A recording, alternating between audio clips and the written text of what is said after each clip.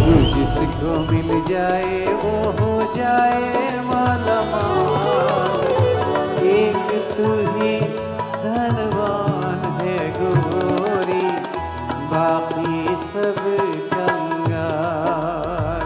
Welcome back to the US. You're returning with a concert after so many years. Why the long gap? Well, I've been really working hard on most of my creative projects. And generally what happens is that creative work takes away a lot of time. Plus I've had many commitments in terms of various other parts of the world. Though I've always missed coming to US because coming to US is a great experience. It's such a vast country, so it's fun performing across the country, which is so huge. सबको मालूम है मैं शराबी नहीं, फिर भी कोई पिलाए तो मैं क्या करूं? So, what can the audience expect from this tour?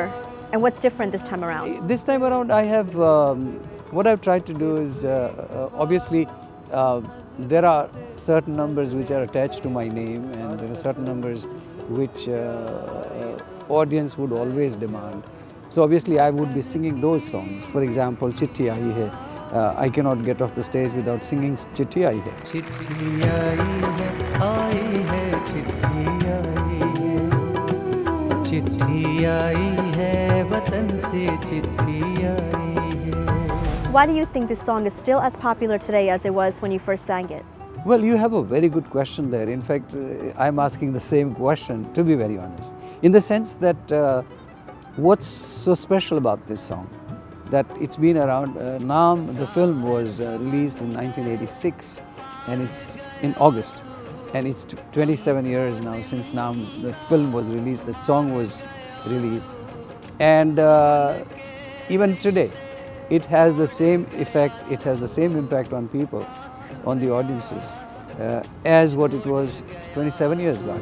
कम खाते हैं, कम सोते हैं, बहुत ज़्यादा हम रोते हैं। चिट्ठी आई है, चिट्ठी आई है, चिट्ठी आई है।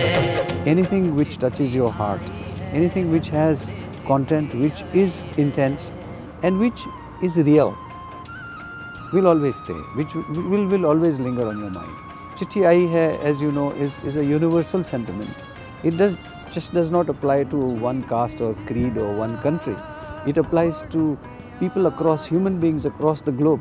So I guess that sentiment is so very special, and it's that sentiment which is keeping the song alive. आजा उम्र बहुत है छोटी, अपने घर में भी है रोटी। चिट्ठी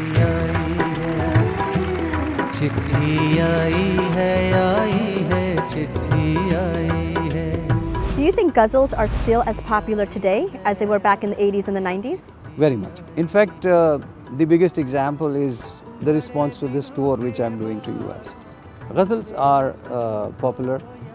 Obviously, there is a rider to it. There is an underline to it, because obviously ghazals are not. I would say people are not euphoric about ghazals as they used to be.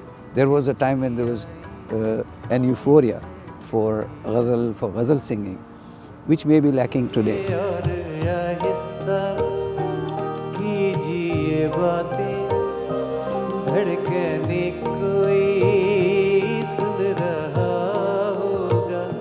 Music today in India is nothing but Bollywood. The only music which is being heard, which is being recorded, which is being marketed is Bollywood, and Bollywood. So it's a very unfortunate development, because worldwide, music, every genre of music prospers.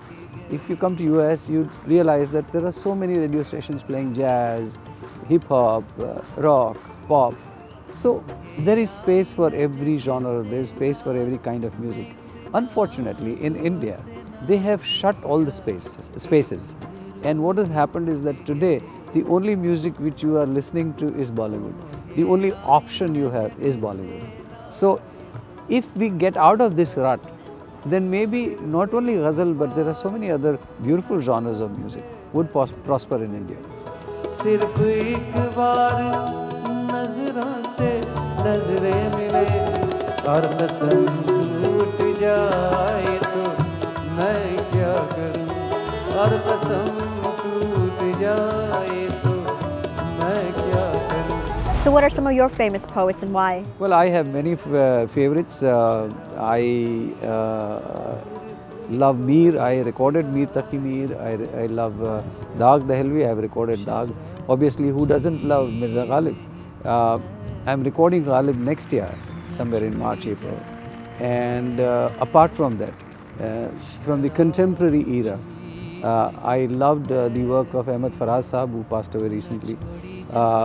My favorite from India is Zafar Gorakhpuri, Nida Fazli, Mumtaz Rashid. पत्थर कहा गया कभी, शीशा कहा गया, दिल जैसी एक चीज को क्या क्या कहा गया. Some of your most famous ghazals deal with Sharab. Why do you think this combination works so well? There is nothing like Sharab and Ghazal actually. It's a perception, and it's a misunderstood phenomenon actually. In Urdu or Farsi, if you take Umar Khayyam for example, Umar Khayyam's life's work revolves around Sharab and Maikhana, and that man is considered as the biggest philosopher on this earth. So you can imagine that it's not necessary that Sharab is Sharab in literal sense. Sharab in Urdu has always been a symbol of intoxication. Intoxication could be intoxication of love, intoxication of money, intoxication of friendship. So Sharab is used to symbolize intoxication, and that's how it's used. It's very unfortunate that I've been misunderstood.